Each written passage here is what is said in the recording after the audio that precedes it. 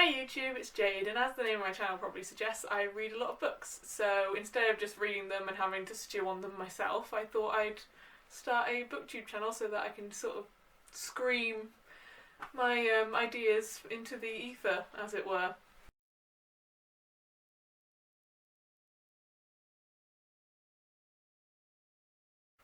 And what a better way to start than with the Newbie tag? Ease my way into it, instead of having to think up ideas myself, I'll just read things off of my phone.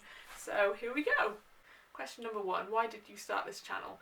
I think I answered this pretty much in the opening, but the thing is, I read a lot of books, and a lot of the time I don't have anyone to talk to about the books that I read, because not everyone's reading the same as me, but I still have emotions that I want to get out, especially good or bad, so I thought, why not video it, because that's what everyone does, right? Question number 2, what are some fun and unique things that you can bring to booktube? Well, I think, as this first video shows, some gross ineptitude. I think that would be quite funny to watch, maybe?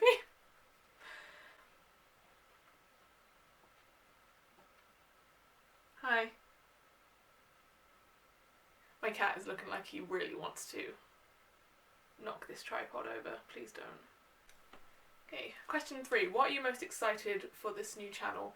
I'm excited to maybe broaden my horizons. If you guys ever got any recommendations for books that I should read, then go ahead and put them in the comments. I'm hoping to maybe make some more bookish friends, either with other booktubers or with you guys if you watch this and you feel like we might get along. Then question number 4. Why do you love reading? God, that's a hard question. I don't know. I love stories, and I always have. I like most forms of media, movies, TV shows, but reading, I feel like you can properly lose yourself in, whereas with TV and movies you're being given all of the information visually. When you're reading a book, you're creating like these worlds in your head, and they can look however you want them to. I mean, yes, the author, if they're a good author, will give you nice descriptions, but everything will look slightly different depending on who's reading it, so in that way two people can read the exact same book and get completely different experiences out of that, and I think there's something quite magical about that. 5. What book series got you into reading? It's hard to pick because there isn't really a time in my life that I can remember not loving reading. I mean, when I was young, my mum used to read me the Harry Potter books before bed, and yes, I realise that She Who Must Not Be Named is a bit of an issue now, but that doesn't stop me from loving the books. It just very much stops me from liking her. But I think the first series of books that I absolutely devoured, that I knew the next one as soon as I finished it, would be the Sagas of Darren Shan, which is a children's, young adult, maybe preteen horror series about vampires, and absolutely flew through those. I still read them now. I'm probably going to reread them around about Halloween time this year again, but yeah, I'm going to say those. Okay, question number 6. What questions would you ask your favourite booktubers? Probably how the hell are they all so funny? I mean, I feel like I'm just saying nonsense into the camera and no one is going to watch this. But my favourite booktubers, I will link some down below. I'm riveted when I watch them, and I want to know how have they gotten so good? 7. What challenges do you think starting a booktube channel will be the hardest to overcome? Nerves. Absolutely.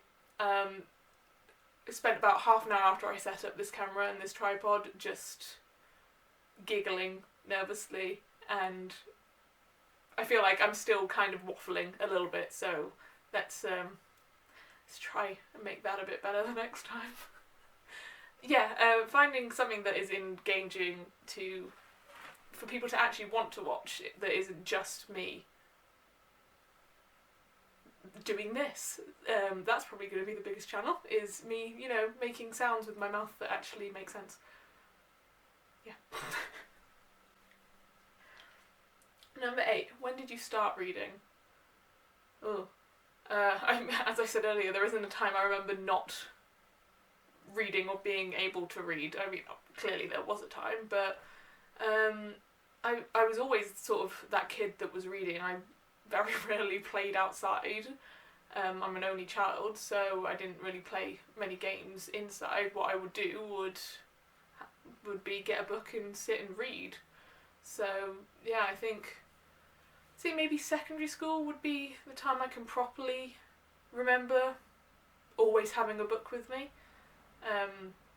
And that was probably to compensate for the fact that I was moving from a little school where I knew everyone to a big school where I had to make friends and I had to try and overcome the incredible introvertedness that is my personality. It never really happened because, as I think most other introverts will find, the way we make friends is that an extrovert finds us and decides to adopt us, and then that's kind of what happens. 9. Where do you read?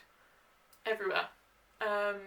Yeah, in my house, I read in the bath, I read at my lunch break at work. I've always got a book in my bag. I've got a couple of nice book sleeves that protect them whilst I go out for a walk. If I take a hike and I want to have a break, I can read there. The only thing is I get quite car sick if I'm in the passenger seat, so I can't read whilst I'm in a car or on a bus. But that is where audiobooks have absolutely saved my life. My commute to and from work is about half an hour, and because I listen to audiobooks on sort of double speed, I can get through a good hour of a book that way. I read on trains. Yeah, if I have a spare 5 minutes and I have a book handy, I will read, or I will read on my phone. Yeah, so I read everywhere. And the final question is, what kind of books do you like? Probably an easier question to answer would be, what kind of books don't I like? Not the biggest fan of crime novels in the sense of like Agatha Christie type mystery novels. Can't remember the last time I read Agatha Christie. That opinion may have changed. But yeah, I love fantasy, I love thrillers. I've only just sort of got into thrillers. I got given one at the beginning of quarantine, and now I'm like ravenous for them. I like a good horror book.